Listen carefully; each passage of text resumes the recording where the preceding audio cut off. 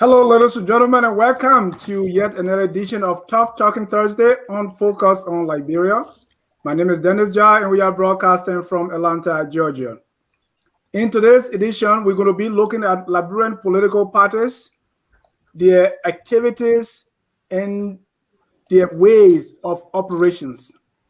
We're going to be looking at that with my regular panel. I have our chief political analyst, Mr. Wilmot Kunney, who's joining us from Philadelphia. Mr. Kunney, welcome to Tough Talking Thursday. Thank you. Happy to be here. We also have FOL policy analyst, Mrs. Carl Famulek. Carl, welcome to Focus on Liberia. Thank you so much for having me. Also joining us is our political analyst based in Philadelphia, Mr. Mohammed Sharif. He is an alumni of Waplo Institute all the way in Kilipo, Kanweken. Mr. Sharif, welcome to Focus on Liberia. Thanks for having me, Dan. It's good to be here. Great. And our last week, we talked about political parties, the evolution of political parties. We went back in history to talk about how parties came about, how if they had ideology then, and everything in between. Today, we want to concentrate a little more on our current realities. And we're going to be looking at some questions here. So I want our viewers to join us. We're going to be looking at certain questions here that we want to answer. But before we begin, this is full disclosure. We want to see, because we are talking about political parties, we want to see where our panelists stand, which parties they are affiliating with. So, full disclosure on party affiliation. Mr. Sharif, let's start with you. Dennis, I belong to the party that takes care of the ordinary Liberian people. So I belong to the party of the Republic of Liberia, a party that stands for the disenfranchised, the poor, suffering masses of the Liberian people. I don't subscribe to any sort of, makeshift institution out there. Thank you. Meaning you have no political leaning in Liberia currently? I don't see one right now. Carl? I am a proud member of the Liberian Unity Party, the oldest, most established institutional party in the Republic. Thank you. Mr. Wilmot Kunney. Full disclosure. Well, in terms of full disclosure, really, for the most of my life, I was in law enforcement. And so because of that, I was not permitted to join a political party, even though I have political opinion. My first venture in becoming a member of a political party was when I came into exile, and I joined the USA branch of the Liberian People's Party. Right now, currently, as you speak, I am leaning strongly. I'm a leading sympathizer and a very strong supporter of the Congress for Democratic Change, and by extension, the Coalition for Democratic Change. Thank you. I, too, full disclosure, I have never become part of any political party, and I'm not leaning. In 1992, I came very close to joining the Liberian People's Party just before Octopus. That did not work because the rebels have entered the capital, and so here we are today. No political leaning, and here we go. Gentlemen, again, we're having trouble here. We are expecting Mr. Mansfield Duopu to join us later on. Also, if time permits, we may have Wadi Power also to join us. But here are the questions we're going to be dealing with today. Number one, and we're not going to be going in any specific order, but what is the current state of our political parties in the Liberian political environment? Do you guys know why do Liberians join political parties? If your answer is yes or no, what do political parties offer their members? What are the views of all ideologies that set Liberian political parties apart? How do the activities of various political party members in the legislature reflect the operations of political parties in Liberia. By the way, what does party leadership mean? And if we do a comparative analysis of what we had then and what we have now, do you see an improvement or a deterioration of political parties? Mr. Sharif, let's start with you. Generally, what's your general feeling about political parties in Liberia today? First, Dennis, I just want to make a point of clarification. In the last show, I mentioned that Stephen Allen Benson was defeated in the election of 1869. That was incorrect. The correct answer is James Spriggs Payne was defeated. Historically, you want to be correct. So I do apologize for I did misspeak on that, and so James Spriggs Payne was defeated in the election of 1869. In the same year, Mr. James Spriggs Payne, President James Spriggs Payne, for whom the James Spriggs Payne airfield is named, was impeached by the Liberian House of Representatives, and Mr. Payne and his Secretary of Treasury, Benjamin J.K. Anderson, were impeached. Now, there are reasons for us to do some in-depth study, well, for me at least, to do some studies to sort of, study why. Because at that point, he was a lame duck. And so, I don't know as to what that impeachment achieved. What I do know is that Mr. Payne was accused of, actually his Secretary of Treasury was accused of not submitting his report. And so he was ordered by the legislature to, the legislators to remove the Secretary of the Treasury, which he did not. So can you imagine in today's Liberia, the legislature actually holding George Weah accountable? Can you see that? I don't see that happening on both sides of the aisle. So we're talking about, activities and why people join political parties. I do believe that people join political parties in today's Liberia and in modern Liberia for personality. Political parties are now formed around personalities. People are not in political. A lot of people are not in political parties for any sort of ideology. They are in it for the individuals in today's Liberia. Who is that person that's heading that political party? You think that those who voted for George Weah care about what the CDC was going to do? They were looking at this celebrity, this Liberian celebrity, this global celebrity who was a soccer star, and he's running for president. So regardless of what he might have said to the Liberian people, it didn't matter. They were going to vote for him anyway. So it's not based on any sort of central ideology. When people are joining, a lot of people are joining these parties. It's just, based on individuals, who is that individual that is leading that political party. And so you have, Ellen Johnson Sirleaf, who was a member of the Liberia Action Party, actually when she was. Thank you, Mr. Sharif. We'll go a little more detail when we come back. Okay.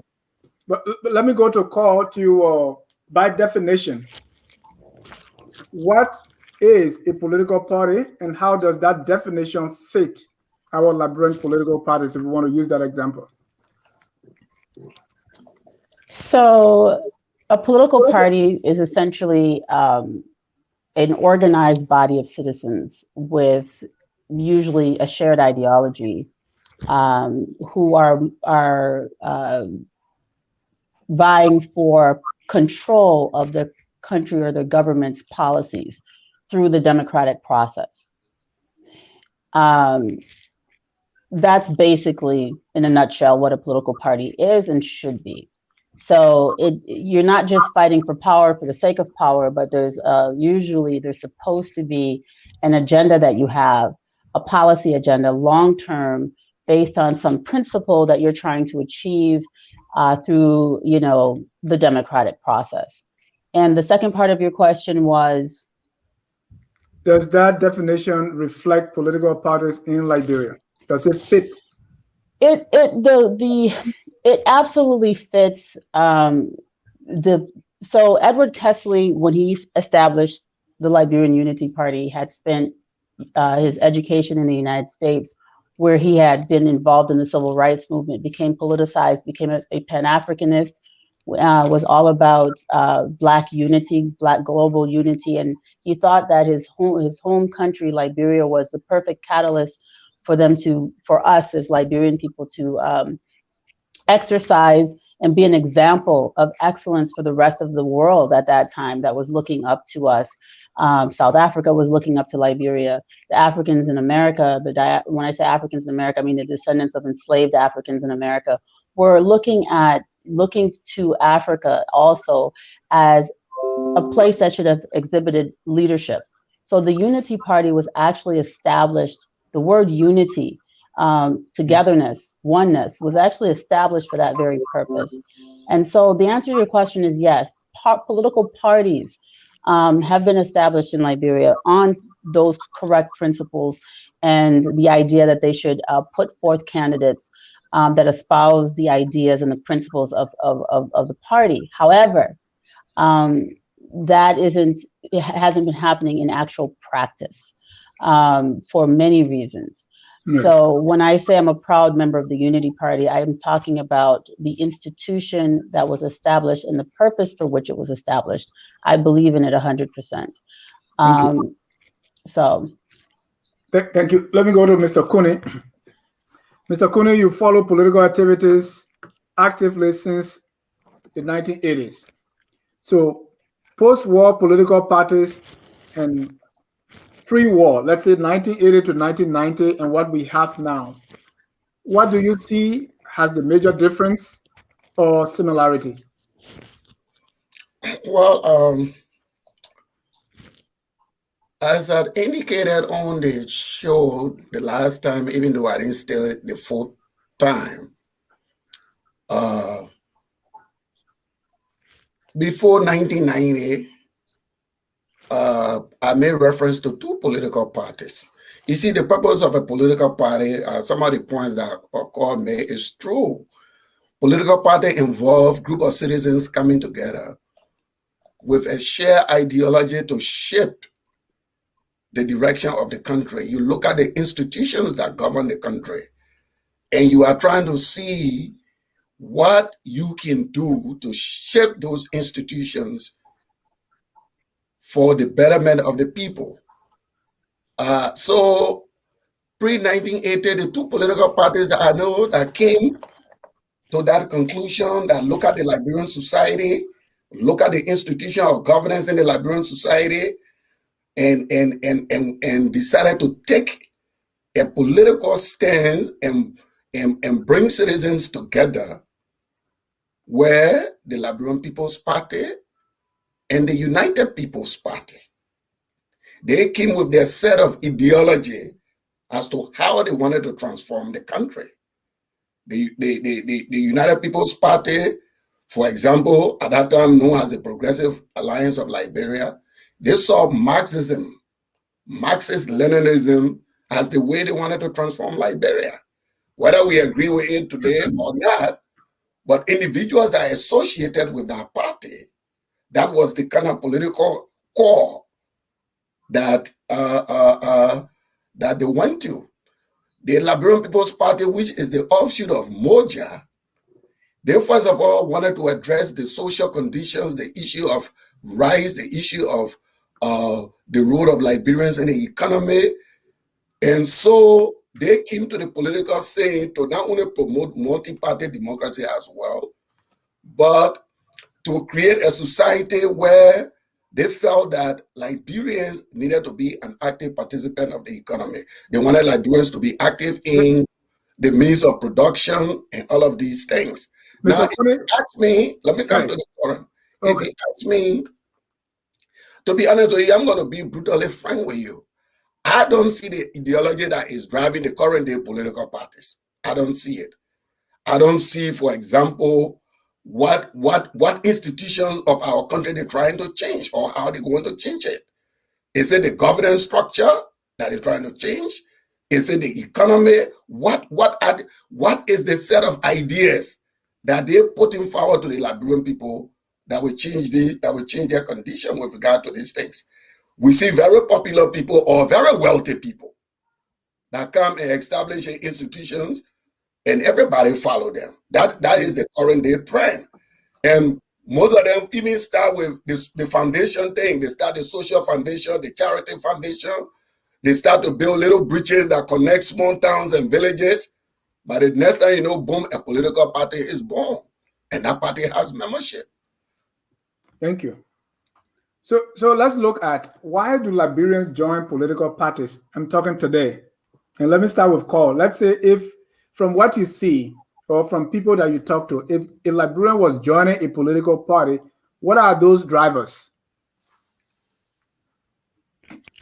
So there's such a thing called the politics of the stomach. Whenever there's scarcity in a society, whenever people are not having their basic needs met, there's a sense of desperation and a thirst for immediate gratification of their, survival needs, right? So you have a situation in Liberia where the average person is struggling just to survive. And in such a situation, under such circumstances, it's very difficult for people to develop their full intellectual capacity and to be philosophical about politics. If you have to spend all of your time and energy trying to feed yourself and your children, trying to stay alive, it leaves very little energy and time for you to contemplate and develop your thoughts and think about long-term things like, generational planning, like privileged people around the world have the opportunity to do.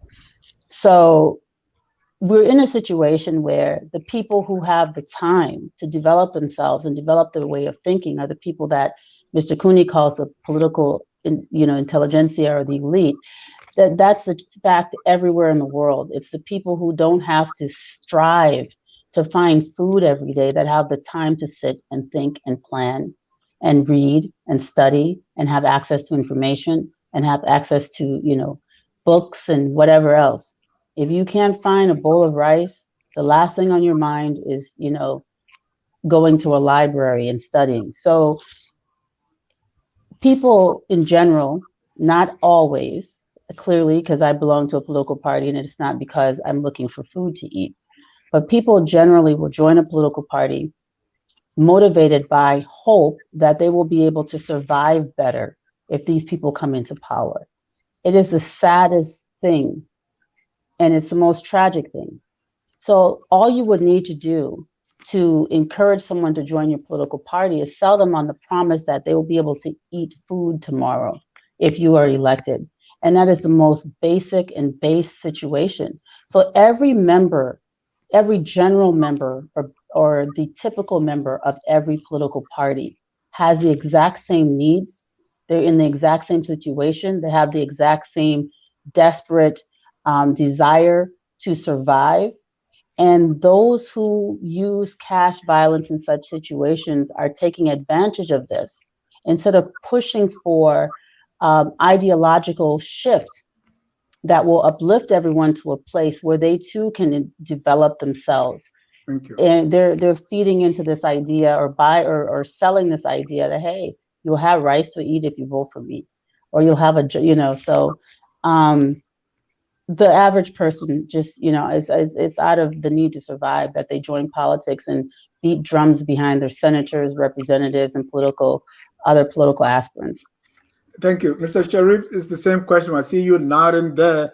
But is that situation that called painted, that scenario, is it unique to Liberia? Let's look at West Africa. You're pretty familiar with what goes on in our neighboring countries. So if you consider those countries too, is Liberia in any unique situation? or are these people joining political parties for the exact same reason? That's that's an excellent question, Dennis. First of all, let me fully agree with Cole. And she put it very brilliantly, in a very brilliant way. And so, what I would say is that Liberia, for me, is a very unique country, and the Liberian political environment, the Liberian political stratosphere is very unique. You look at other countries in the sub-region. So let me just go back. So Liberia, one of the reasons, and Dennis, your initial question was, why do people join political parties? And Cole addressed that, very well there. But one of the other reasons is people are joining political parties, and I go back to my earlier point where, I mentioned that, personalities drive some of the political demographic. So if you have a George Weah, so a Southeasterner like Mr. Kunney will migrate from the Liberian People's Party and join George Weah CDC, not because of what the CDC will offer him. He's joining George Weah because he sees George Weah as the embodiment of the hopes and aspirations of the Southeastern people. So Mr. Kunney now is really attached to the CDC, something that, I have come to see from his, deliberations on this forum, is because of, the tribal connection. So that you can't discount that. So that's also a factor in Liberia. Mr. Sherry, why don't Mr. Kunney speak for himself? But go ahead. Yeah, so you look at Liberia, so you have that factor. You go to other countries in the West African region. Yeah, there are those considerations, and on one of the shows that I hosted, when I talk about, we have Dr. Nagbe and our West African correspondent. We talk about ECOWAS and the things that Alpha Conde was doing in the Republic of Guinea, trying to he sowed this seed of tribalism and with the whole tribal element in this party. So there's that tribal element, and it goes across West Africa. But Liberia is really unique in terms of that, because if you look at other countries, some of the other demographics would join into some of the other population, people in different different groups, different ethnic groups would join different political parties, not based on tribal loyalty. They may join for different reasons, and some of the reasons that Cole mentioned, they may join for those other reasons, but not tribal. So when you look at Liberian politics, Mr. Sharif, let me put you, because when we were in Guinea, PUP was completely Mandingo, right? Alpha Conde and his PUP was Lansana Conte. He was Susu. I mean Suso. And then Alpha Conde party was Mandingo, right? So that tribal element, you can't get it out of politics in West Africa. But go ahead and listen, I'm not saying entirely, but you also look at the PUP. General Lansana Conte, when he ran for president of Guinea, of course he's a Susu, but he also picked up a significant vote from the Koniaka region in Guinea. Don't forget that. Same as right? Same as we are. We are pick up vote from every part of the country. So, but let me finish that. Let me finish that part. When Alpha Conde ran the first time, Alpha Conde was able to be elected because he picked up a significant number of votes from the Fulani ethnic group. So he built a coalition around different ethnic groups in his first run. So we've seen that in some areas, and you're correct. George Weah did that, right? But you will have to say that people join political parties. It's not just economic. It's who can I identify with? Who is this Mandingo person that I'm going to identify with? This person speaks my language? Who is this person from the Loma ethnic group, from the Kisi ethnic group? This person speaks my language. This person is from my area, so I am going to support him regardless of what. It doesn't matter. None of that stuff matter. Economic at that point doesn't matter. Just because this person is one of me, so I support him. So there are those considerations too when you look at why people join political parties. Because Dennis, you look at some of the rural areas in Liberia. What are these politicians doing for them? What are they giving them? Nothing. And yet, they beat drums and they sound their horns and they parade and for these people just because they can identify with this individual. For some of us, who Mr. Kunney called the intellectual elite, this is not the way I think. I think I am, for me, I am a very open person. The way I think, I'm a free thinker. And real quick, in 1985, my father, my mom and dad were registered members of the National Democratic Party of Liberia. I was still in school then, but I didn't subscribe to that, and I didn't feel like the National Democratic Party of Liberia won that election anyway. But my parents were, they were members of the NDPR. So these are the kind of things that you have to look at when you consider why people join political parties. Thank you, Mr. Kunney. I'm coming to you, and you're going to respond to Mr. Sharif. But my question for you is: these political parties, because and I talk about Liberia not being unique, but because you say people are hungry. Well, in South Africa, when they were fighting for freedom, they were hungry. In other places, we see that those issues exist, but there is still something at the core that people want.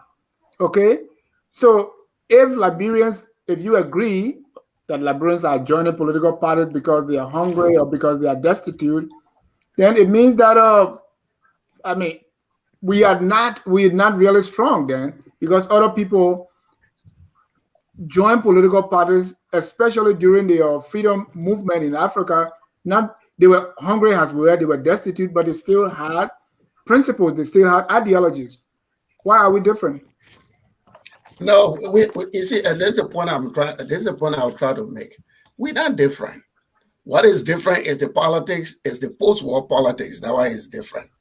The post-war politics, it is very difficult to find any of our politicians sharing a national vision that they will use as a mobilization tool for Liberia to rally around. That one has changed. Liberia always had poor people. I remember when we were in the movement for justice in Africa, there were poor people. I couldn't have 450s and to go to school. But there was a vision of the country that was being sold that even if you were poor, you were willing to make sacrifices. The leaders conducted themselves that way.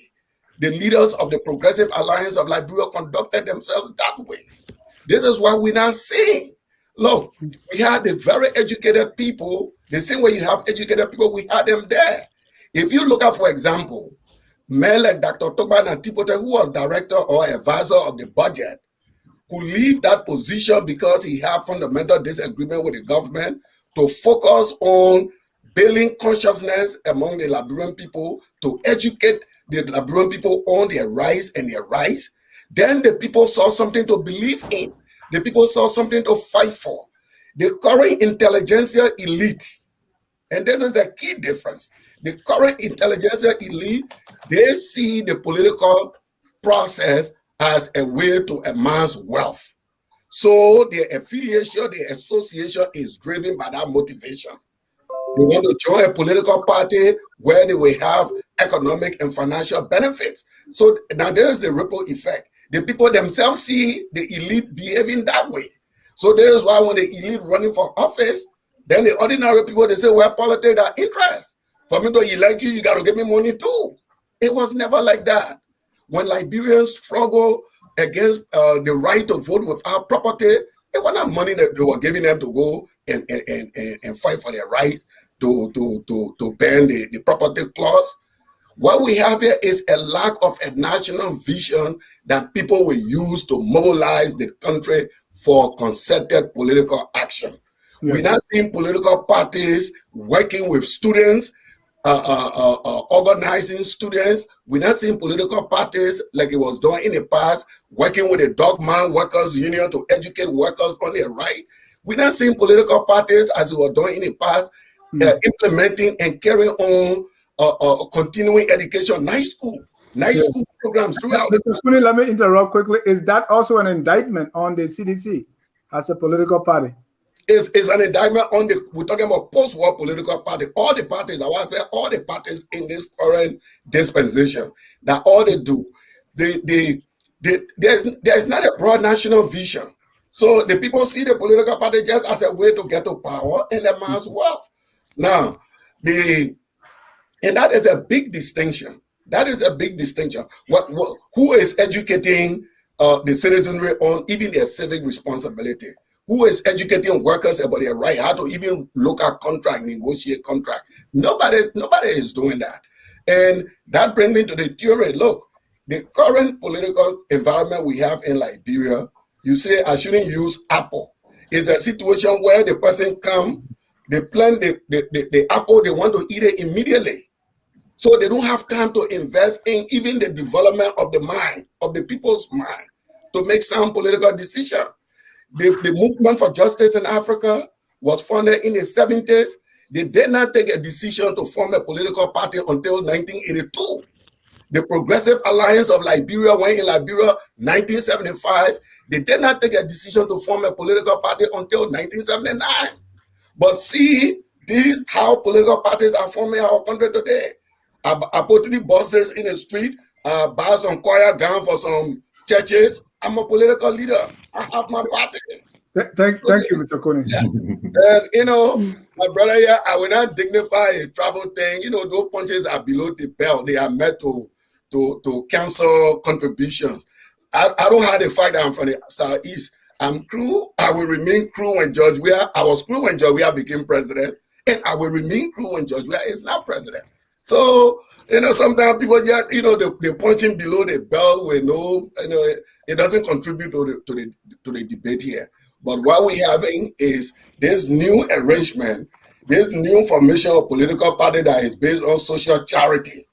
I got to build rule. I got to buy people buses. I got to buy choir gun. I got to buy this. Then now I'm a political leader. And finally, Dennis, can you imagine where someone who is completely absent from the Liberian political scene, someone who has never been tested, on the Liberian political landscape, join our politics, and that person take 5th place in the national race. Take 5th place in the national race just by spending money. Not by political work. There is no evidence of any political work. But by that person, how they call it, social contribution here and there, elevates the person to a 5th place position, to a 4th place position. And the final point, my brother here can worry about Georgia Southeastern connection. I know the Southeast just about 12% of the electorate. George Weah, the last time we checked, he won 13 out of 15 counties in a 20-member race. In a 2-member race, he won 14 counties. So we want people to keep thinking that George Weah is a Southeastern county. That's what we want people to think. And that's why the one-round victory is loading. Because this severe miscalculation of who we are is, this severe miscalculation of we are supporters, who they are and who they are not. And that confusion will set into motion a set of events that will produce the first round victory that we'll keep predicting on the show. Thank you, Mr. Kunney. Let me, I'm going to give an example. People normally say, well, Liberia and America are different, but I'm going to use parties in America to look at their ideology. I'll put that on the screen for you. The American Independent, they say we believe in this. I got this from a Californian, so everything here is on the Californian side. So the American Independent of California, we believe in liberty and justice for all under God. We want to keep America independent and safe. And it goes on. Their top priorities are to protect the rights to life and strengthen families, secure border, balanced state budget.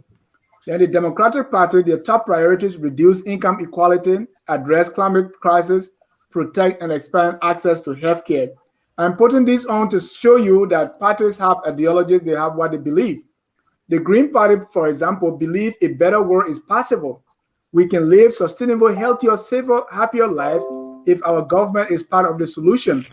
Their top priorities to combat climate change, to strengthen democracy through electoral reforms.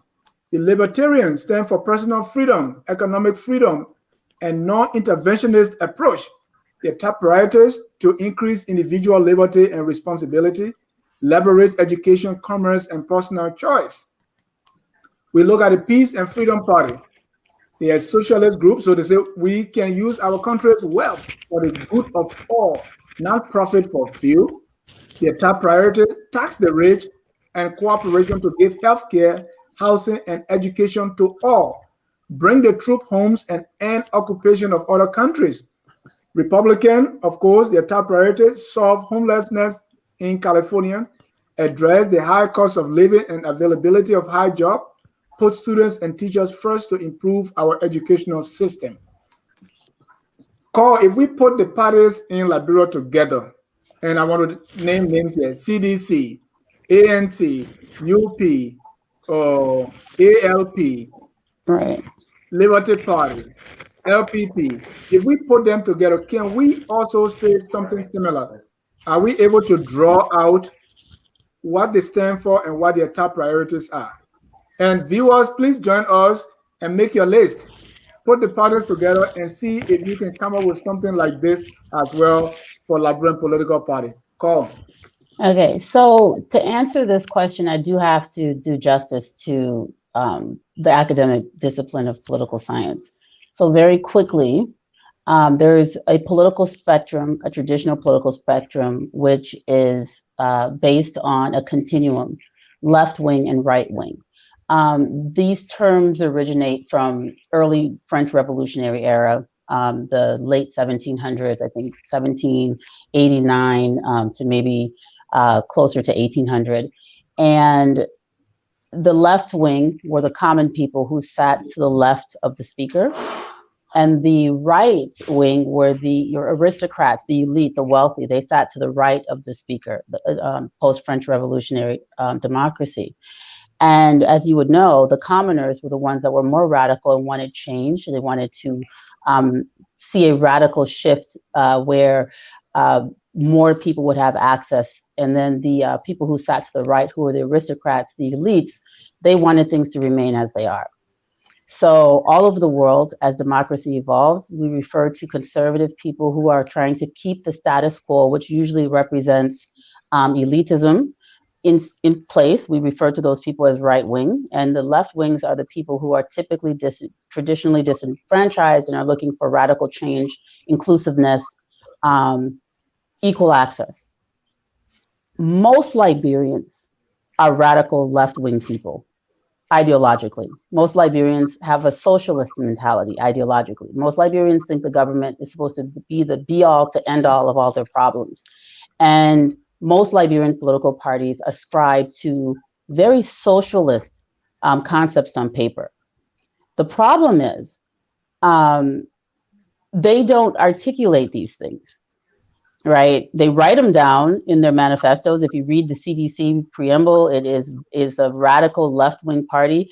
And interestingly enough, the Alexander Cummings party, the ANC, is a radical left-wing party on paper.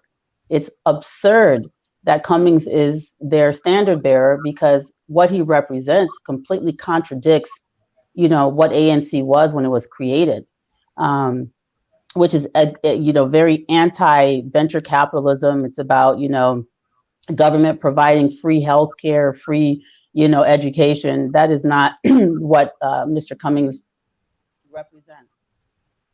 So I say all of this to say, to get to your question, I just wanted to give that background. No, that background, I want you to give more on that background because that is not what Cummings represent. I want clarity on that. What does he represent? That is So his background is extremely conservative, right wing. He is, he represents corporations that have been extremely exploitative of working class people all over the world. There's been multiple lawsuits against the corporations that he's worked for, from Pillsbury to Coca-Cola to being on the board of Chevron. These are corporations that have been that spent more money correcting their corporate image than they have mitigating the devastation, the environmental and economic devastation they've caused upon third world countries or developing countries. So this idea that a person that comes from that background is going to be somehow a socialist, a savior, is just absurd. And it's because people don't understand, that ideology and the way people think is important. If you come from this background as a venture capitalist supporting 100%,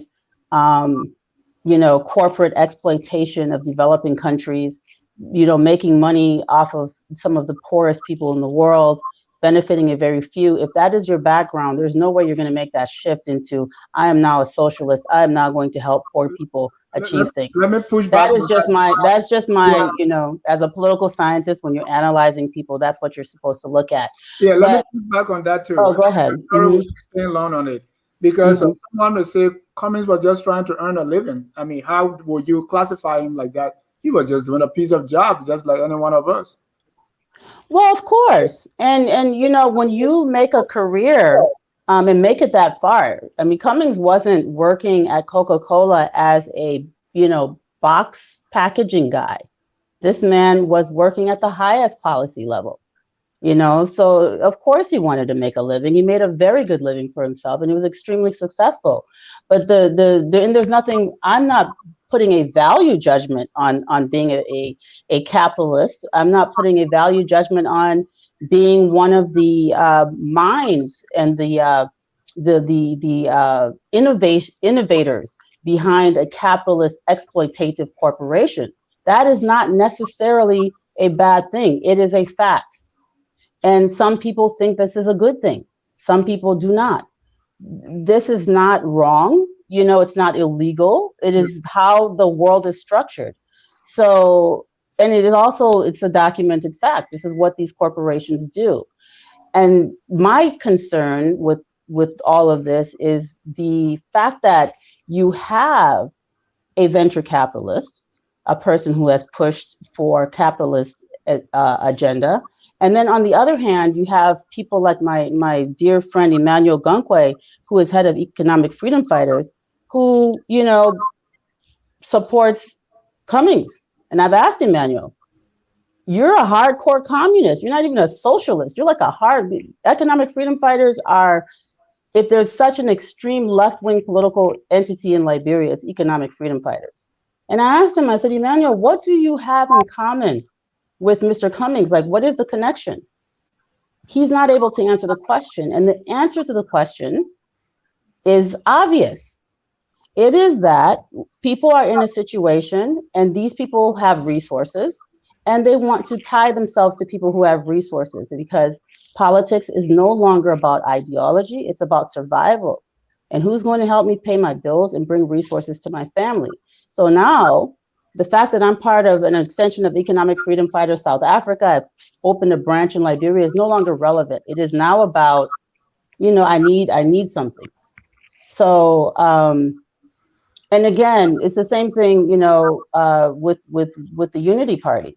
Nobody is promoting Mr. Boykai based on ideology, on whether or not he is the most the strongest ideologue within the party. Is he the most Pan-Africanist? Does he represent Edward Kessley's values, the values of the party the most? It's, sentiment. And so we are really following people on really superficial things, I think, in the country. And it's unfortunate. Thank you. Mr. Sharif, I put on the screen party ideologies when it comes to America. The gap may be wide because we're not using West Africa to mention. So I just did that, not to say Liberia and America should be the same, but that's my idea, to say, well, when we come to Liberia, what do these parties believe? What are their top priorities? What are they articulating for which people are joining them? So just real quick to address something I said earlier, and Mr. Kunney pushed back. I mean, him and I believe, we respect one another. We belong to, different spectrum in terms of how we analyze current political reality.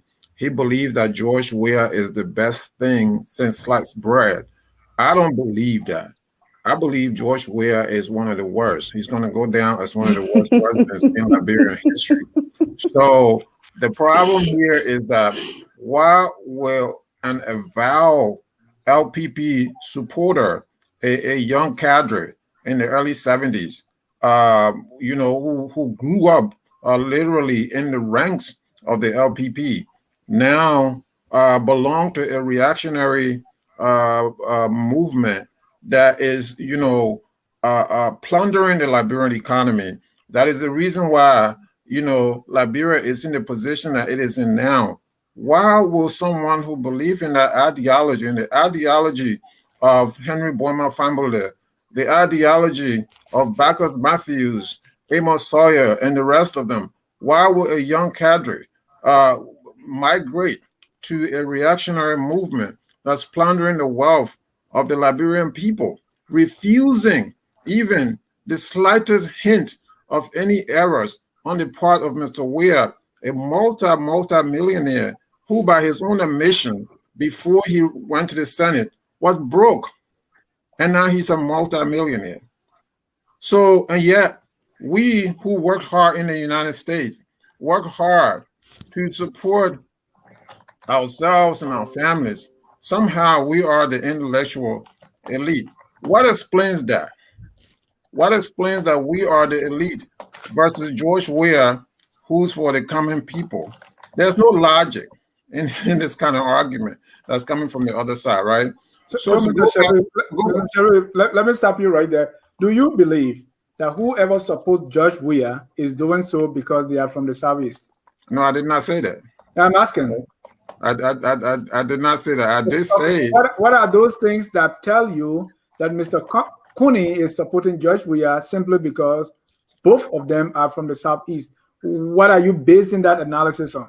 I just lay out a clear evidence, right, which can be challenged, I must admit. But I just lay out these evidence, a sequence of issues that have occurred in the life of a young cadre who is now have somersaulted and joined a movement, a political party. Any other political party. Why do you think is his tribal background that is pushing him towards George Weah?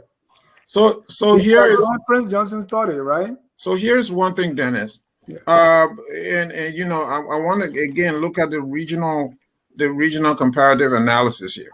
So regardless of the everything that Alpha Condé did to the Ghanaian people, regardless of the fact that Alpha Condé stole the election, Alpha Condé sowed the seeds of disunity and discontent, and when the opposition protested, killed, murdered opposition supporters, threw opposition supporters in jail. Despite all of this, a segment of the Mandingo people, a large segment of my people, said, this man is the best thing. Where do you see that? So this is the kind of thing I'm talking about, Dennis. We have to look at it for what it is. There is nothing that explains why a young cadre who was part of the rice riot of 1979. No, I was never. Excuse me? Continue. A young cadre who advocated for good governance and justice for the Liberian people, who is now part of a political party that is gradually destroying the Liberian nation state as we know it, right? So what is to explain that? one of the underlying things I can analyze, Dennis, is, and don't discount that for a minute, there's always this tribal factor in terms of how we look at who our political leader is. So maybe a Mohammed Sharif will be gravitated to a ability, maybe, right? Because this Right. person is belongs to my ethnic group. So regardless of what they do, I'm not going to see their fault. This is something, Dennis, you have to you have to see you have to see this. You know, you No, Yeah. have to I'm believe not this because it's discounting. I'm African. not discounting that he exists, but to pin it down on Mr. Kunney, why he's telling you no, that's not his reason. I mean, That's I'm why I find interesting. But go ahead and make your point on the on these political ideologies based on the chart that I showed earlier. so yeah, and again, Core made an excellent point there on those political ideologies. So, you know, for instance, you have in the United States, you know, the Democratic Party, you know, the two main parties, the Democratic Party, the GOP. You know, one, you know, you one talks about, you know, gun rights. You know, guns, and you know, we have to protect our right. This is our right.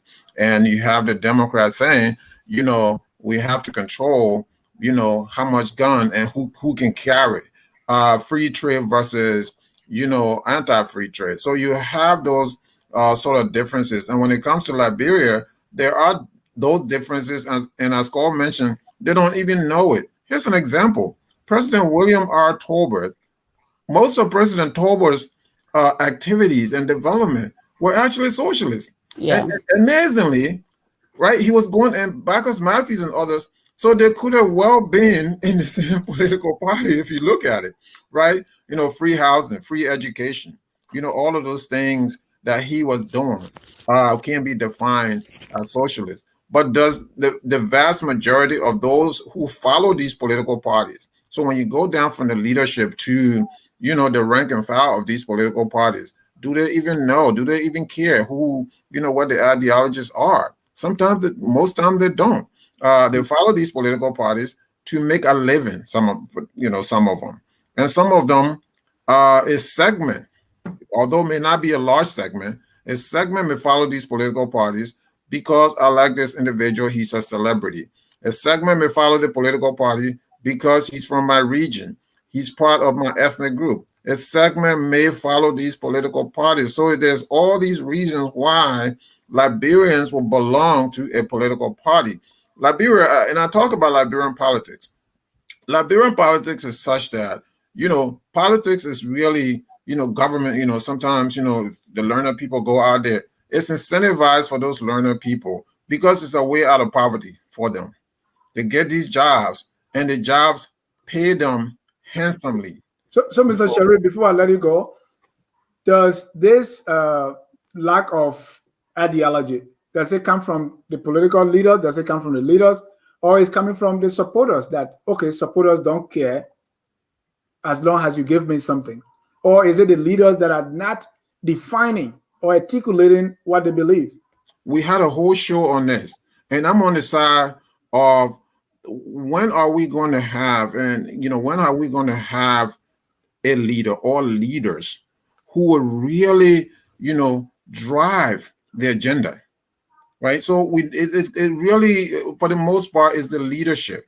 The leadership needs to direct. The leadership needs to drive this vehicle. So the leadership, there's no leadership, right?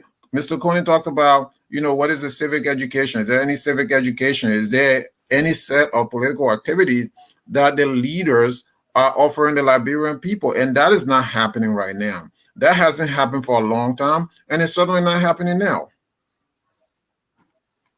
Mr. Kunney. Yeah, you know, it's so funny. Mohammed is so obsessed with this whole tribalism, and you know, he's behaving like Rudy Giuliani. You know, 911 was Giuliani verb, subject, and agreement. We are discussing very serious national issue here, and to trivialize these issues and look at them in simplistic travel term is not serving anybody well. The fact of the matter is, the ideology of a political party must be driven by political leaders. This is why they are called leaders. The ordinary people don't drive the ideology. The ordinary people, they follow the ideology, they believe in the ideology. And as I indicated, the post-war parties, they have not developed any what you would call a rallying cry, a rallying political cry for Liberia, for Liberians to follow. Even the CDC, they didn't do that until the CDC was elected. But to be fair, after their election, whether you believe it or not, they've now developed the pro-poor ideology for their government institution, the pro-poor agenda. It is what is driving all of their decisions, all of their governance activities, all their developmental strategies.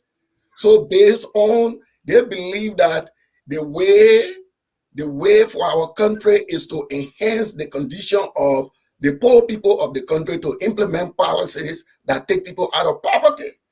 Whether those policies are effective or not, that's another debate. But in pursuit of their policies, they are implementing programs like free tuition. They are implementing programs like rural electrification, rural housing. In my lifetime, housing never left the confines of Mansfield County.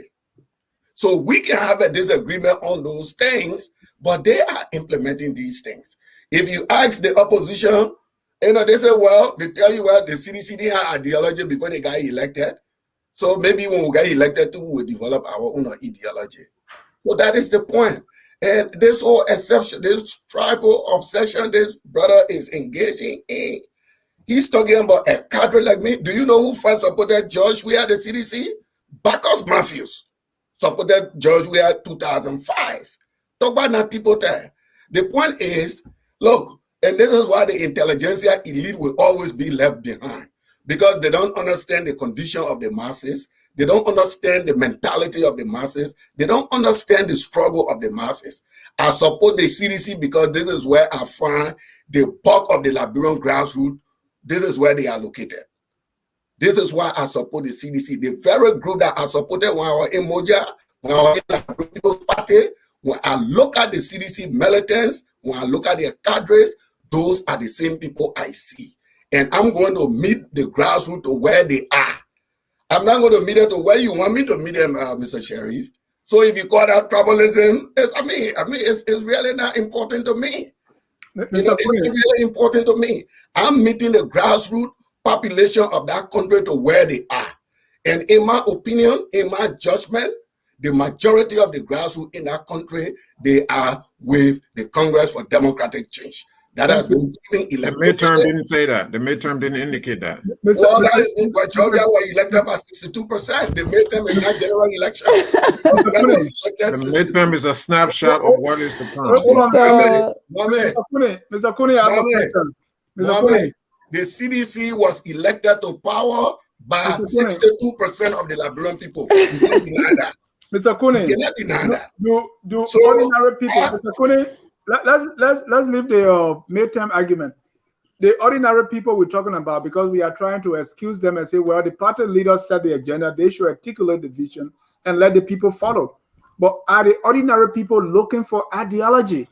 Are they looking for vision? Are they looking to solve problems, or are they only concerned about, their own personal benefit? Like I said, in the post-war, that was distorted. But the fact that the CDC have developed their ideology, there are people that believe in a pro-poor agenda. The masses political parties. CDC, yeah, the members of the CDC, they believe in a pro-poor agenda. They believe in that. And so this is why they support the CDC.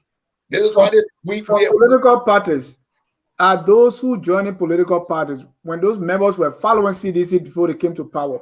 Were they looking for ideology? No, they were not. I don't think they were.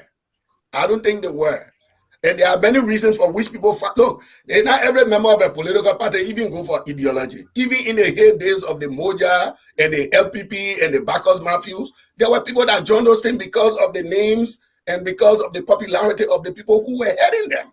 It's not just one thing. People don't follow political parties solely on ideology. They follow political parties maybe because of the popularity of the leaders. That's true. It's been true all along.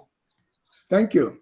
At Focus on Liberia, we discuss everything Liberia, from education to politics, arts and culture, entertainment, agriculture, history, religion, family, and technology.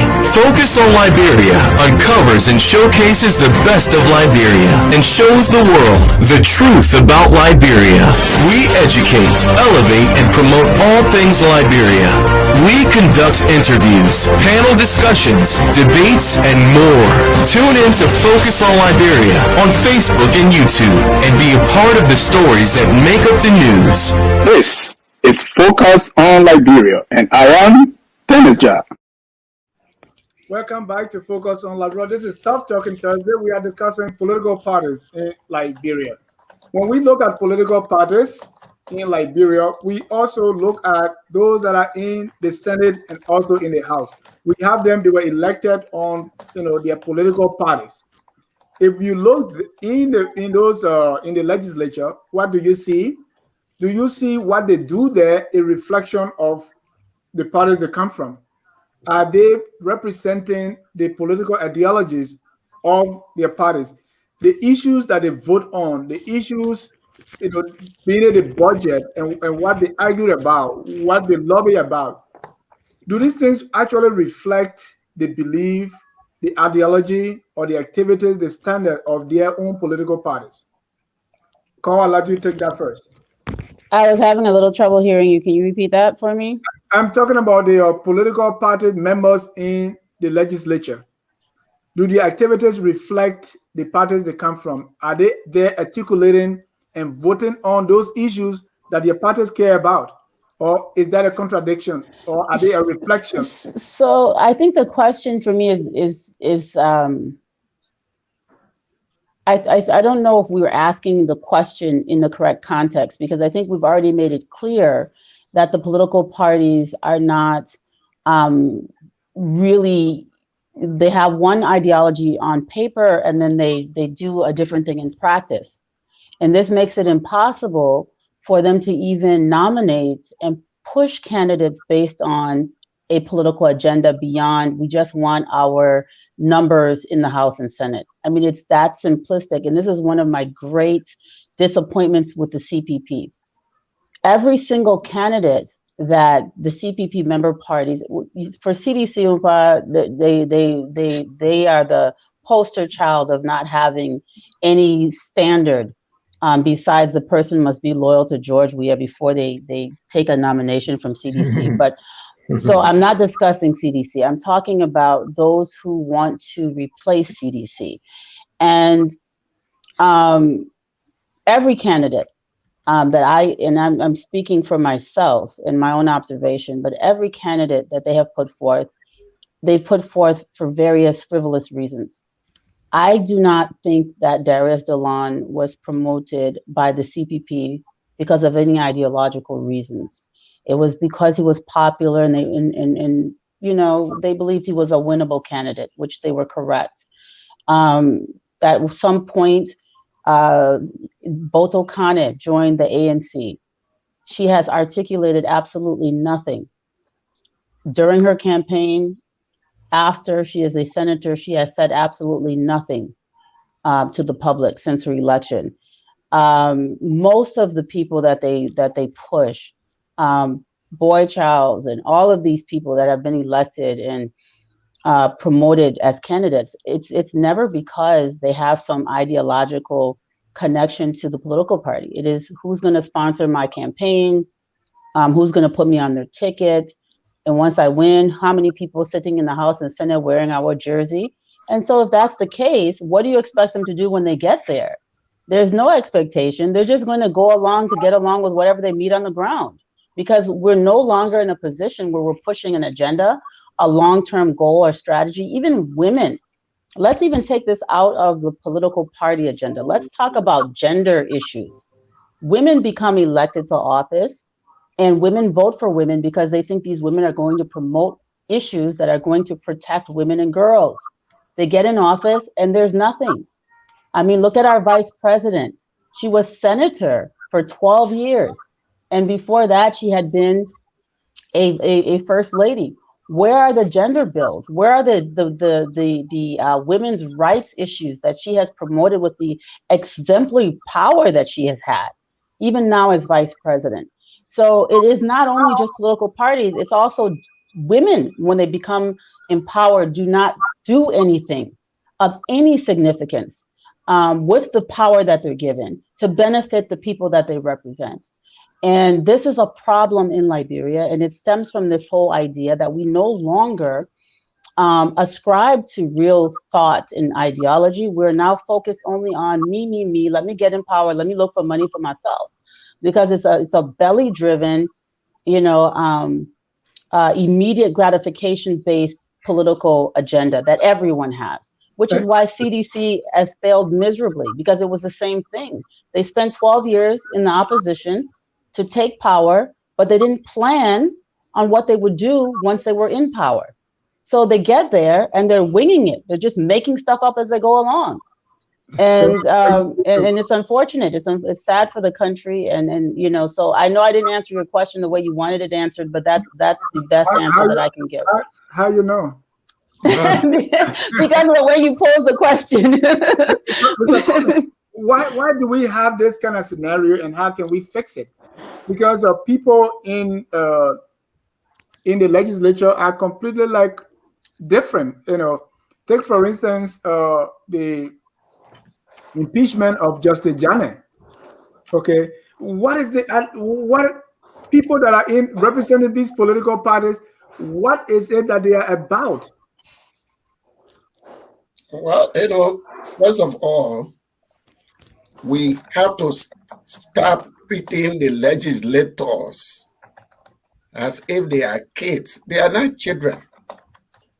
We have to also stop making assumptions that they are not educated. Majority of them are well educated. We should stop making excuses for them that they are being bullied by the president. They have a choice. They have a choice. But because we've made excuses for these legislators over the time period, we attribute no responsibility to them. Like you mentioned, for example, the Janet impeachment. Janet was impeached by the opposition. Janet was impeached by the opposition bloc in the Liberian Senate. That's not true. But people will want us to believe that it was an all-powerful president that was driving the effort. Of course, impeachment is political. Everybody knows impeachment is political. So even if the president were to get involved, that is a political process. He's the chief politician in the country. So let's stipulate to that for a minute. But the actual vote to move Janet from office was taken by opposition lawmakers. The CDC at the time, either two senators by party affiliation. This vote to remove the justice was taken by opposition lawmakers. But we excuse them because we said, Mr. Kunney, why is this happening and how can we fix it? When people get in the House or the Senate, it no longer is like they and the party they're supposed to represent don't even talk. Yeah, but this is what we said. Like Carl said, we stipulated that these parties are not ideologically grounded, so they're not in the legislature to promote the ideology of their party. Most of them, they go and do their own stuff, even though they carry the party label. So they don't have a national agenda to push. What is the agenda of the Unity Party? What is the agenda of the Liberty Party? What is the agenda of the ANC, of the ALP? Their representative in the legislature, don't you think they should be pushing these agendas? No, because they don't have them. There is no national agenda. So the legislators, they do whatever they want to do. And we excuse them, we say they're not educated or there's some kind of powerful president that is pulling their leg. You still got choice. You have choice. Let me go to Mr. Sheriff, because what we're talking about today has been happening, right? Since post-war, we see almost all the political parties doing the same thing. People are dancing, they are shouting. during the war, because the war really shaped my life, so I can relate to it very well. During the war, if you went to on Taylor's side, the songs they were singing, tell them say Taylor that man Kunney, what's the other man name, that woman. If you go to the Mate Corner side, they say tell them say Taylor that woman Corner that man. Same thing today. Keep your day job. That's what I mean. Right. The same songs. The only thing they do is they just put these names between. Political parties are doing the same thing. When Yeyia Koluwa is returning from Ghana, people go to the airport. When Judge Weah is returning, people go to the airport to meet him. Other politicians returning, people go to the airport to meet them. When there's time for party convention, when we watch the Democratic Party convention, we hear speeches. People are articulating things. Over there, we are dancing. And I'll play you a video of someone who said we can be doing the same thing over and expecting the same result. Here is Mr. Cummings at his party convention.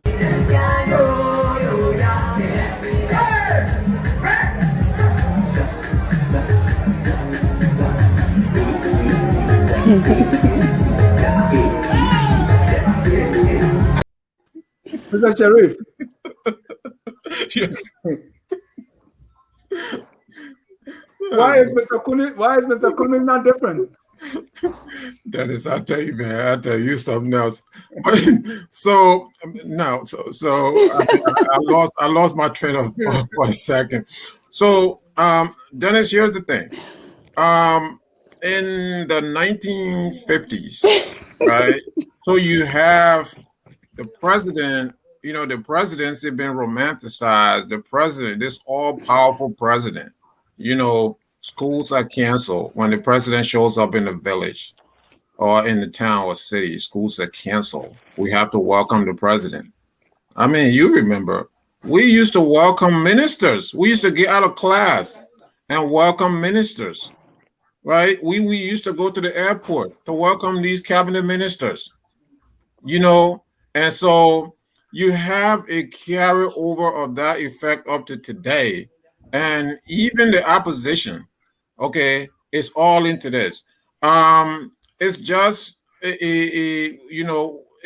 what I would say is that because of what we have, the system that we have now, the almighty presidency is promoting all of this. You have the president travels, in the interior, the president comes back to the capital, he has to be welcomed.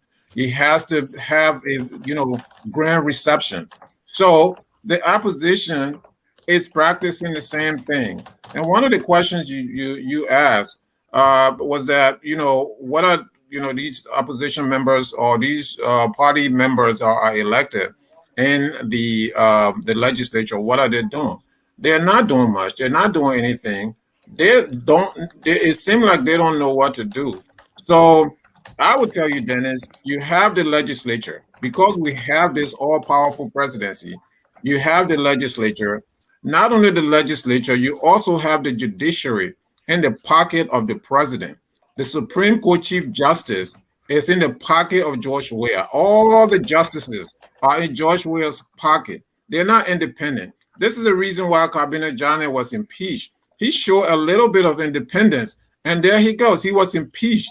He was impeached by the impeachment proceedings were started by individuals who today or some time ago, they didn't even understand why Cabinet Johnny was impeached.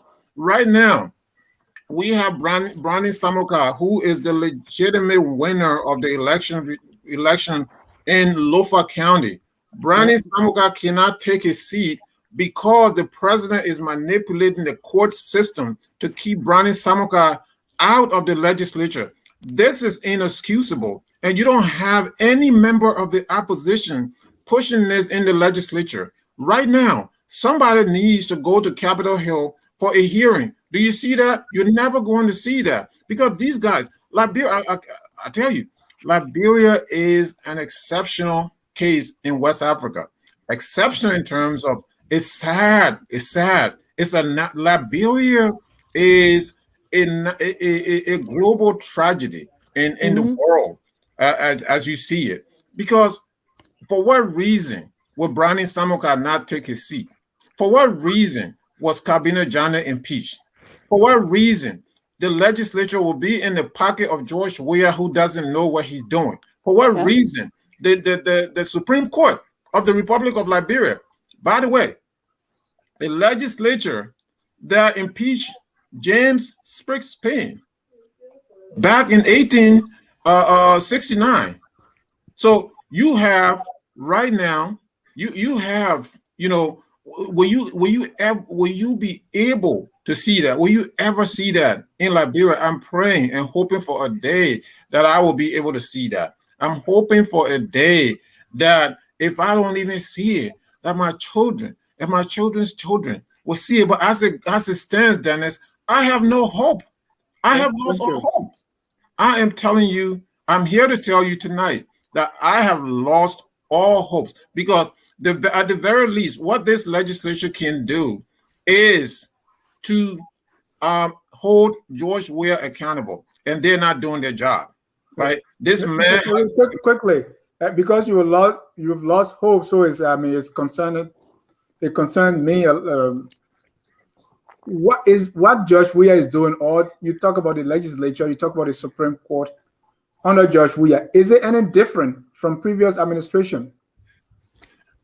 It certainly wasn't different under Samuel Doe.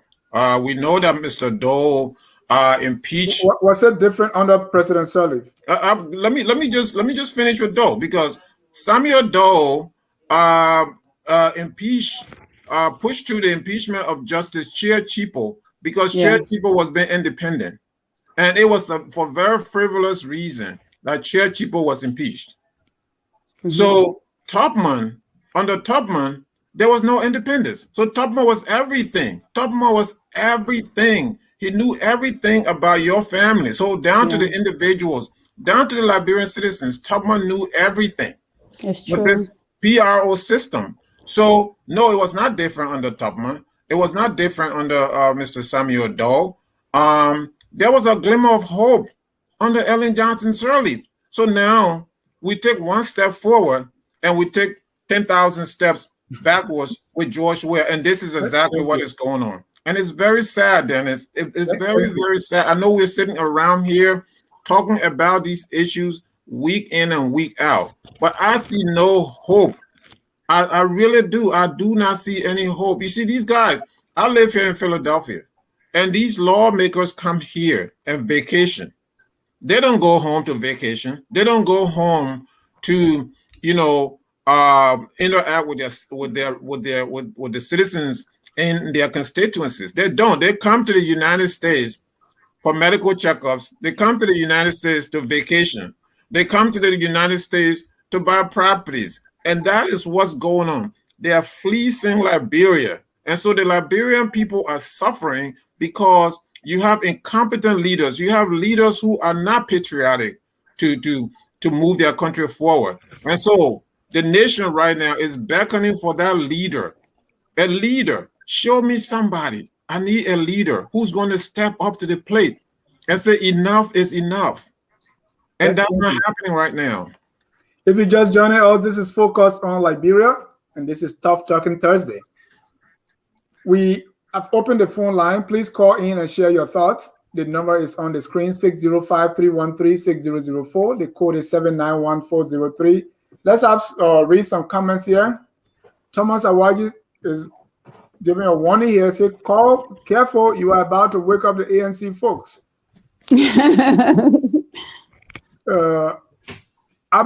Ahmadu Sharif, coming from a corporate background, Liberians should be very careful with Mr. Cummings. Mr. Mansfield Duopu said, Dennis, you are not judicious with the time. I think you give this lady too much time. Press hard about what he stands for. Dave Jar said, Cummings represent the TWP just like Ellen Johnson. Weah is gradually walking the lines of the elite. JG Tokwa, political tribeless have disintegrated every society and country in Africa, and not only in Western Africa. Even in the Arab world, the Sunni and Shiite are like the Republican and the Democrats. James Nanlasa, good trend, Dennis, for countering or balancing the argument about tribal politics in various West African countries has not any, Liberia is not any different. Mansfield say, so which tribes are linked to ANC, ALP, UP, and others? That's a question for you there. Dave again said, President Tubman has destroyed the political and leadership legacy of Liberia. This is the Tubman style of domination of economic and political structures of Liberia. We need radical change. Thomas Awaji, some people join political parties simply to feel a sense of belonging. It is like being part of a gang. Yeah. Or maybe. Mansfield say, this is intellectually dishonest to make the connection to Mr. Kunney's support for the CDC because he is a Southeasterner. And there are Seditians who are not Southeasterners. Jimmy, Liberian political parties need to re-emphasize and continually publicize what they believe in. That seems to be lost half of the time. All of the time. Let me read my last comment here. Abby say, Cummings came from a humble background too. He wasn't born with silver spoon in his mouth. Mohammed Douglas says she is fabulous. Wallahi. Those are some of the comments. Let's get a call here. We have a caller on the line. Call out your name and where you're calling from. Go ahead, call out your name and where you're calling from. This is Kesali Mdaba, and I'm calling from Texas. Kesali, go ahead. You're live. Thank you very much, Mr. John, and thanks to your panelists. With the topic under discussion, in Liberia, since some of us then know ourselves and then following some political parties, there are some parties that come with a good manifesto. But with Liberia, almost all the political parties follow or are saying, the manifestos are almost always the same. Mm-hmm. And like the panelist student said, most of these things are on the book, right? But people in depend on the implementation are lacking. Yeah. And I think the reason why some of these things are actually happening is because we, the followers, most of the time cause these people not to perform. Because, for example, right now, right? Right. For example, I am a supporter of the Unity Party, right? Right. I'm supporting Bwaka. There are people who are supporting Joseph Bwaka right now. You ask them why they are supporting Bwaka. They will only tell you that because maybe Madame Terry laying down. They want to know the reason why Madame Terry laying down, so they don't know what he can do. And there are some people who will tell you nothing. They will only tell you that I feel sorry for him. And in Liberia, I have noticed there are two major ways why people actually follow politicians in Liberia. Two. One is popularity. Two is sympathy. Those are the two things that carry Liberian voters. It happened with Doro. Taylor came to he fought the war in the bush. So he came to Mongo of Abun Draw. Liberian follow him. Oh, he came on far because the man has suffered for people. The man can't suffer, do all the dirty work. All people come and eat it. And I Taylor wanted Liberian over. But I'm telling you, she was arrested, that she was raped in jail. She suffered during those time and all of those things. People follow her. This politician suffered too much. Look at how many people rebel and all. And I had to win the election. Trump reacting with all story the same way. Popularity and sympathy. The sympathetic portion of everyone. People bullying him because they said he was not educated. So he was not good for the presidency. And the popularity aspect came when he played for the national team, and people want to know who he was. And the same thing happened with Bwaka. There are many supporters of Joseph Bwaka now that I know who are supporting Bwaka all based on sympathy. Does that include you? Okay. Thank you, Mr. Dogo. I told people, let me tell you one of the main reason why I am actually supporting. It's okay. Let me take my other caller, Kazali. Let me give you a reason I can leave loud for you. There's a man who people say he's telling government for over 40 years. And you didn't steal. I'm yet to find one person. Who can tell me that this man stole it. He stole it. All right. Thank you. You know, you and I know. Thank you, Kazali. In the Western world, yeah, thank you. Let me take my next caller. We're almost out of time.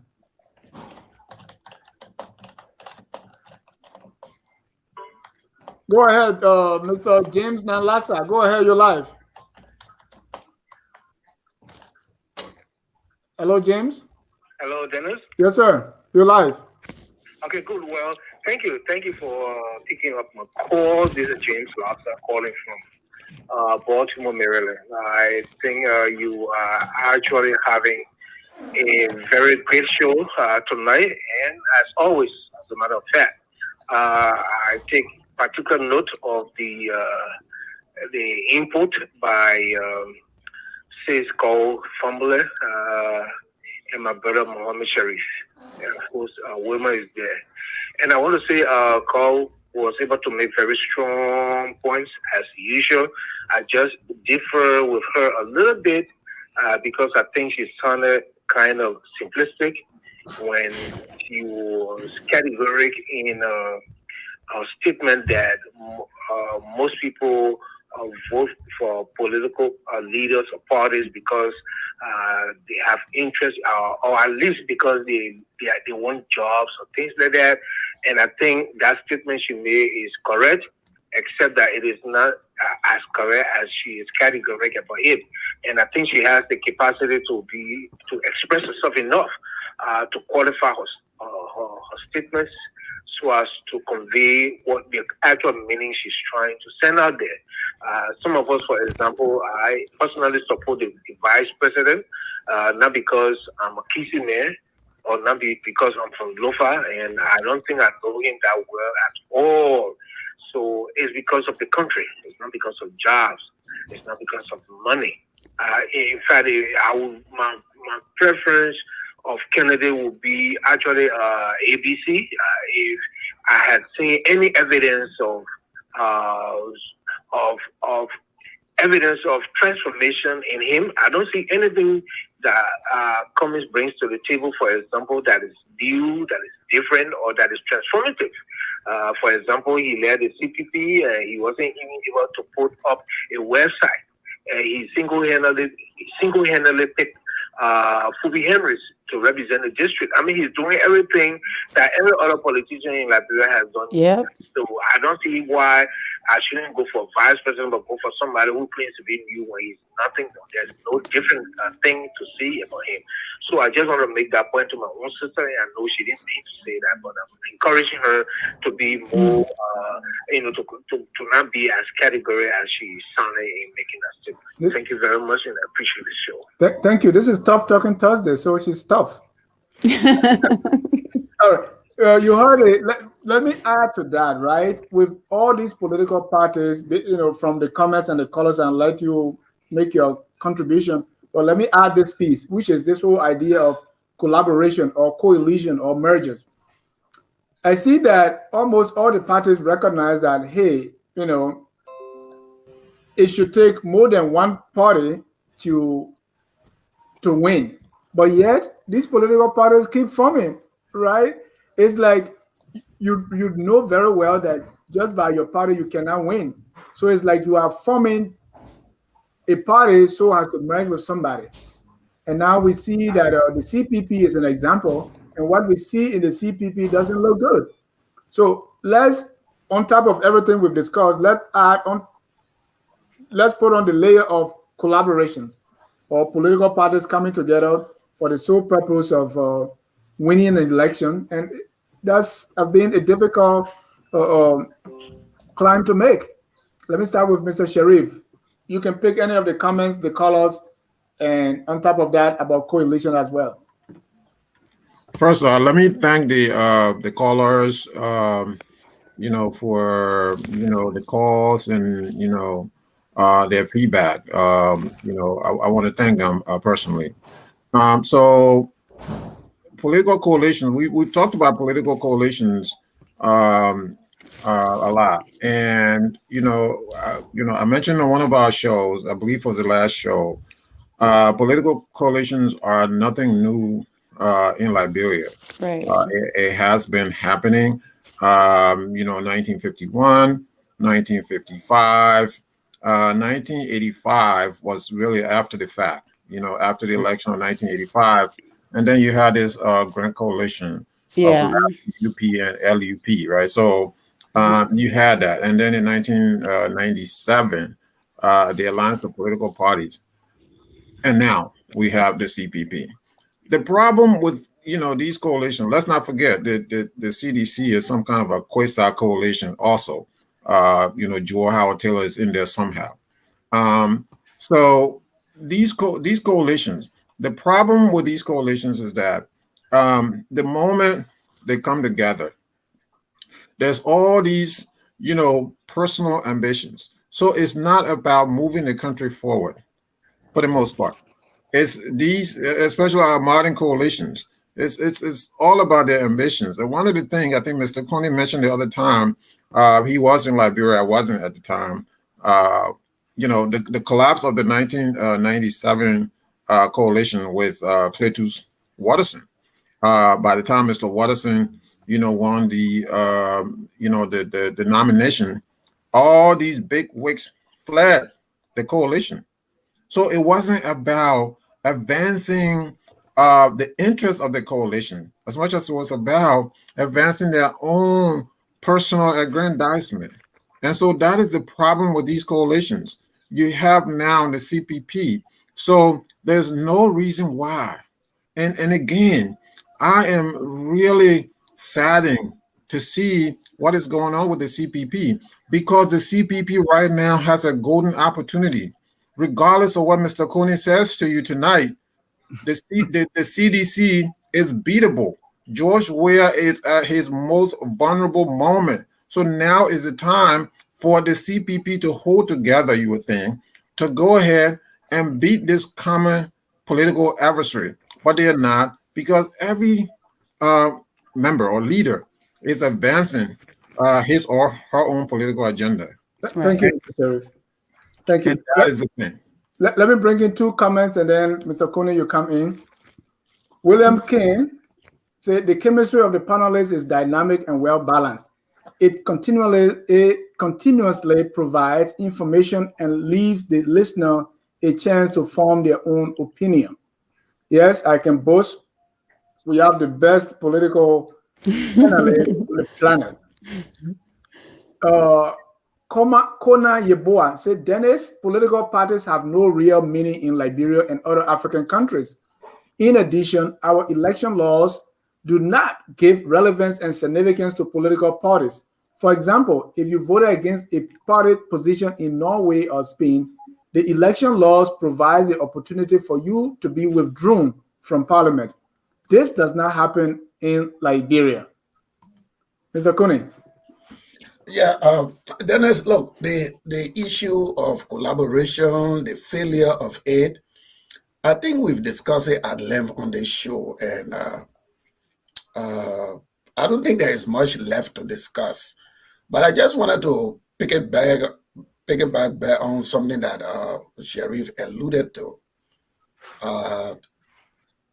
in stating that Liberia is an exceptional country. For many reasons he stated.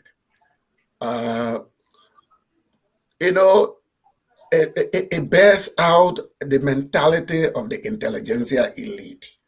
As long as the CDC is in power, our country is in a doomsday scenario in their mind. Right. But I do agree that indeed our country is exceptional. We're in an exceptional place under the CDC, because this is one of the first government in Africa, while other leaders are thinking about extending their terms and other things, our president introduced a referendum to cut his own term. That is exceptional, and we should apply that. Liberia is also exceptional because our democracy is working, not because it's not working to produce the result you want. You think that there is a doomsday scenario in our country. The legislature is working. The judiciary is working. The judiciary, you complain about too much. About 99% of that judiciary was a judiciary that the CDC government inherited. The CDC, they appoint the judiciary. How it come into joy, we are packing now that, all those things are speculative. But the fact of the matter is, our democracy is working. And that makes us exceptional. We're not fighting a president for third term. We're talking about a president who wants to reduce his own term. Highly exceptional. And we have to recognize that, and we have to appreciate that. And we have to celebrate that. So, but the intelligentsia elite will never see that. You see, what they do is they minimize their failures, they magnify what they perceive to be the shortcomings of the CDC government, they rationalize things that they fail at. And you talking about the corruption of the legislature, you say it was better under Madam Salif. Madam Salif is single-handedly responsible for introducing corruption in the legislature. That's I ridiculous. agree. During Samuel Doe time, there were other forces. It wasn't bribery. During the Doe time, it was the fear of the military. That's what people were afraid of. It was not bribery that we see today. Bribery, as we see today, is the brainchild of Madam Ellen Johnson Sirleaf, that went after the change of legislative leadership not once, but twice, using money to change legislative leadership. So for one to say it was better, simply because it was better then, but it worse now, that's how the intelligentsia elite thinks. Everything that is not of them must be diminished, must be demonized, and it is of them. If the failure is of them, we can rationalize it, we can minimize it, we can justify it. And it is on that basis that the Liberian people are watching. You think they're not looking at the CPP, the disorganization in the CPP? I mean, you say you and somebody in collaboration just for it to go use your party office, that problem. Framework document, that problem. Everything, that problem. And you think the Liberian people are going to take their country and give it to this bunch of book people? All they do is just argue all day? No, there is no alternative. So those of us that believe in stability, because stability affects our people, stability provides security. Those of us that believe in stability and for the security of the Liberian people, we will do everything we can to re-elect the CDC government so that the pro-poor agenda can continue. Amen. Those who want to call it tribalism, they are very free to do that. Thank you, Mr. Kunney. Last question to you, Cole. Comparing the political parties then and now, do we see improvement or are we going backwards? When you say then, what do you mean by then? 80s and now, 1990s and now. I think the war had a terrible effect on Liberia that we still have not come to grips with, and I think there's a lot of issues that we have not resolved. People, there's such a thing as degeneration, and I think we have seen that within our lifetimes. But what I will say to Mr. Kunney and everyone that's listening, so we talk about pro-poor agenda, and it's just something we say with our mouths. We talk about these things and we don't do anything tangible. Let me give you one issue, just one issue that is affecting not only us that are alive today, but children that are not yet born. If you are a serious government, if you mean well for the poor people, if you mean well for your country, we have 3 areas where we are being poisoned.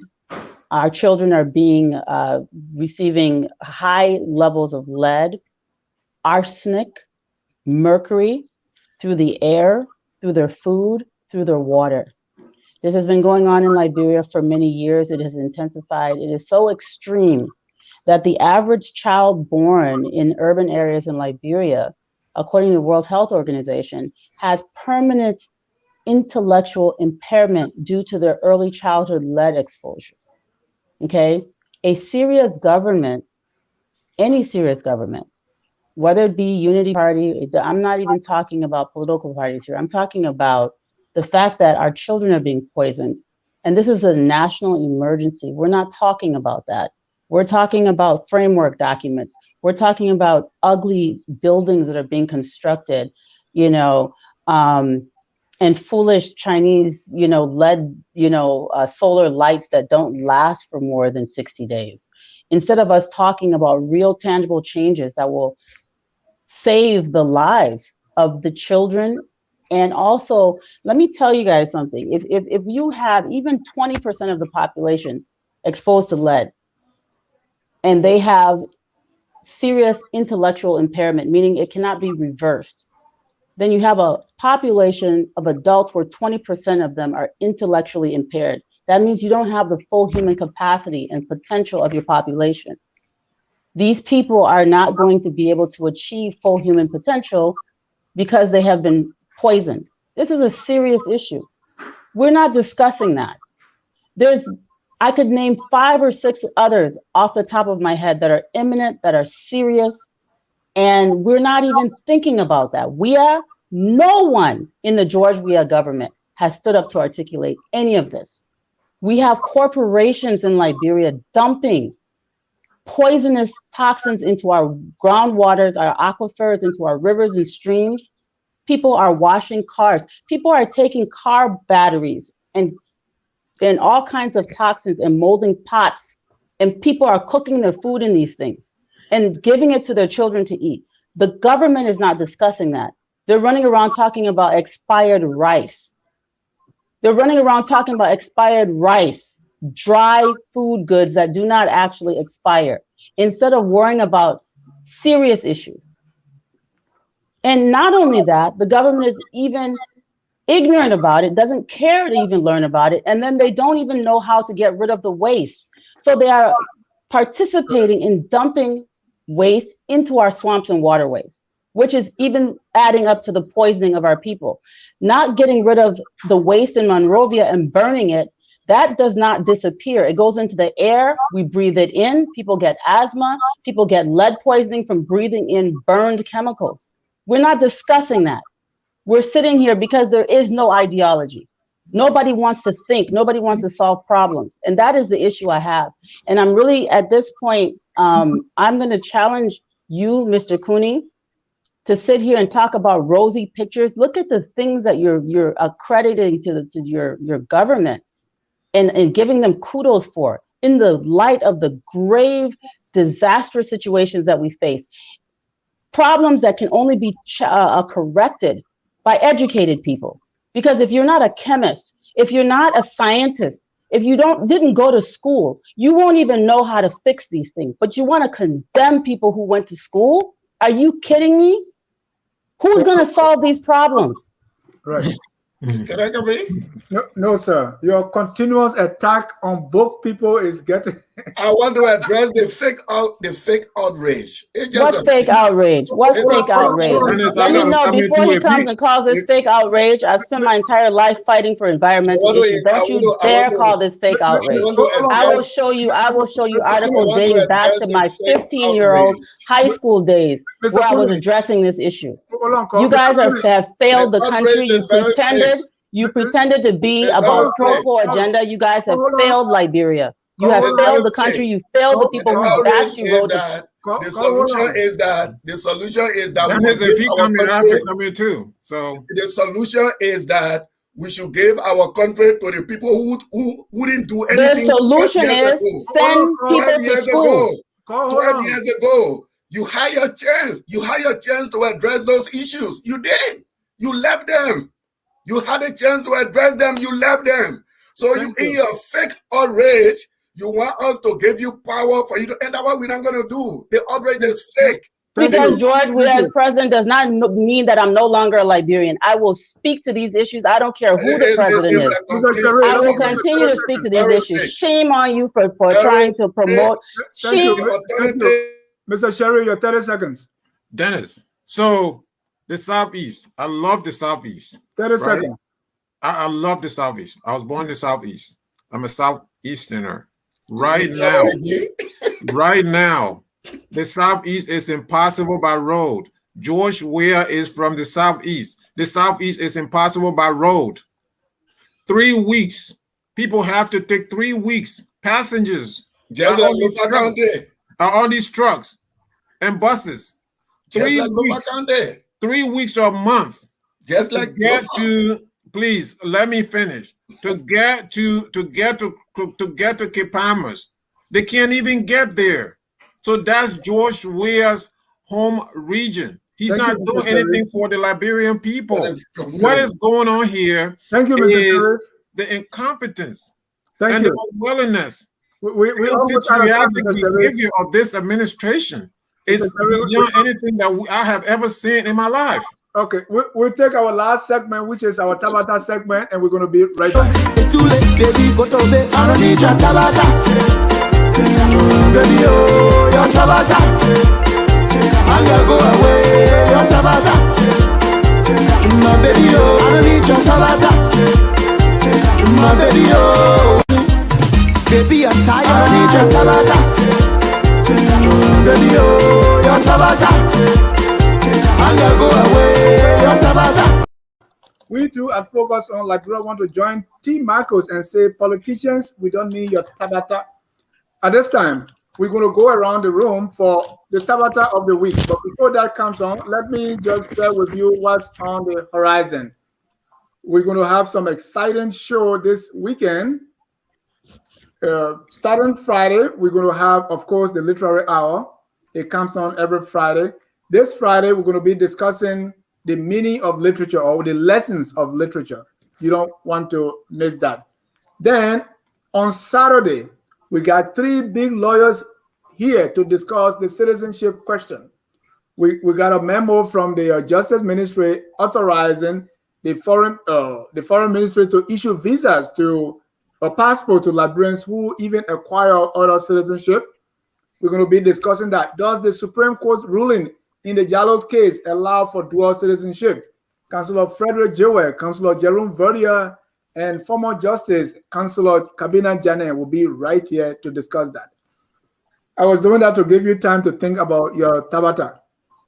Mr. Sharif. Oh gosh, what do I think about now? Okay. Okay, all right. So I was going to say this. So the city mayor of Monrovia, who calls himself the Lord Mayor of Monrovia, Jefferson. So Jefferson Kweji went to Freetown last week to participate in a global warming conference in Freetown, and clearly you could tell that this was the wrong person in the right place. He had no idea what he was talking about. And let me tell you, so he goes on to say that he's going to borrow notes from the mayor of Freetown, lady by the name of Yvonne Sawyer, very knowledgeable. She's on top of her game. She knows what she's doing. Mr. Sherry, what's the Tabata? So what Tabata is, that is not, so Jefferson Kweji announced that he's going to appoint a heat officer because Freetown has a heat officer, so he too was going to appoint a heat officer. That's my Tabata of the week. He had no idea what he was doing. Mr. Kunney. There is a national Tabata that is hanging over Liberia. National Tabata. And that national Tabata is the opposition that claim to be everything different from George Weah and the CDC, but doing exactly the same thing that they are criticizing Weah for. Weah sing, they sing. Weah dance, they dance. And they are criticizing George Weah and they say they are going to bring change. There is no agreement among them. That is the greatest Tabata that is hanging over the country. And God being our helper, we will defeat that Tabata. Thank you. Oh. So there's so many. Pick one. Lot Carey Mission. The head principal of the school violently reprimands an 18-year-old girl by stripping her naked. A man stripping an 18-year-old young woman naked and beating her mercilessly until he tore the skin on her buttocks. This man has not been arrested. Liberians are going about their business because we have normalized brutality, especially against women and children. And there is absolutely nothing that has been done by the Ministry of Gender. Absolutely nothing. And Call you've turned sideways. All right. I want to go to my Tabata of the week. And unfortunately, mine is not from Liberia. I read in the news of this guy, I think from Nigeria, who's selling himself for, I think, 2 million naira or something. The Tabata is he's going to use that money to support his family. What this kid did not realize is if anyone buys him for 2 million naira, he becomes the property of that person, and so he may not be able to use that 2 million because he'll be a slave, a damn slave. I think whether he was doing it for to prove a point, but I think that's the biggest Tabata I saw for the week. Wow. Our viewers also are joining in this. Thomas Brook, my Tabata, Mr. Kunney too believes education is not important, like his master George Weah. Thomas Awaji, my Tabata is Mr. Kunney's shameless sycophancy. Hamilton Zilli, my Tabata is I'm so sorry that Mr. Kunney's continuous destructive view about the intelligentsia has impaired his objectivity to contribute in. No, that's not true, Hamilton. Is contributing intellectually. And Cole, you can come back and finish your Tabata. So sorry about that. I think I ran out of power or something. So yeah, I was just saying about that violence incident that occurred. It's just one probably of numerous examples, and it needs to be addressed. It needs to be we need to put an end to it. And so for me, of all the terrible stories I've heard coming out of Liberia, murdering of people murdering their girlfriends, people murdering innocent people, I think this is it. Thank you. Thank you so much. I want to thank our viewers also for watching. Now we are out of time, so we take 30 seconds to go around the room and give your closing comments. Cole, are you still there? Let me start with Mr. Kunney, your closing remarks. Well, as we all stipulated here, the post-war political parties are not driven by ideology.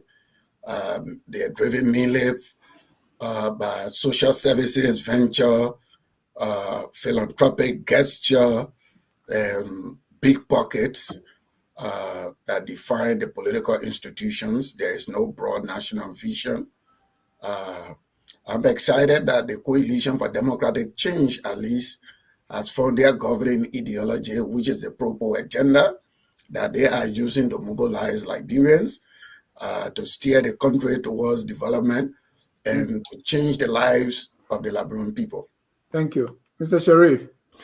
Dennis, there is a place in Afghanistan called the lawless area, where there's no law and order in that particular section of that country.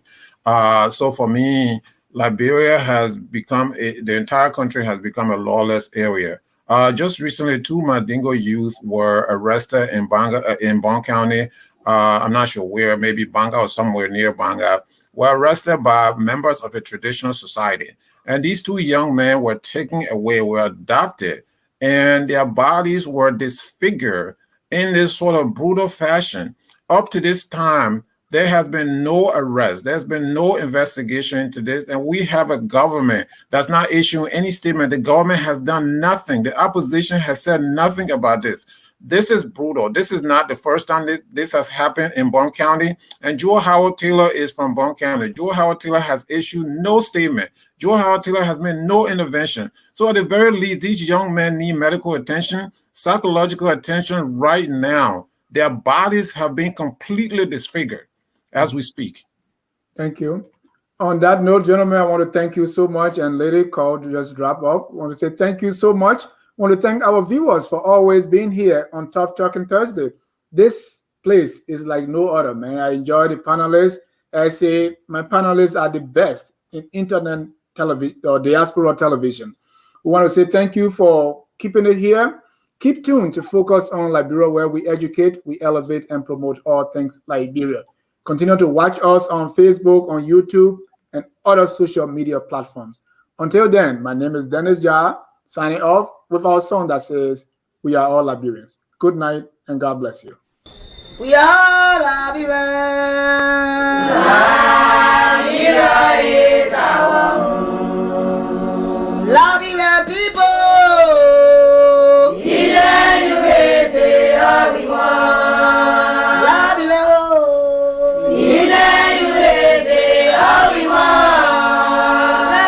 Liberia.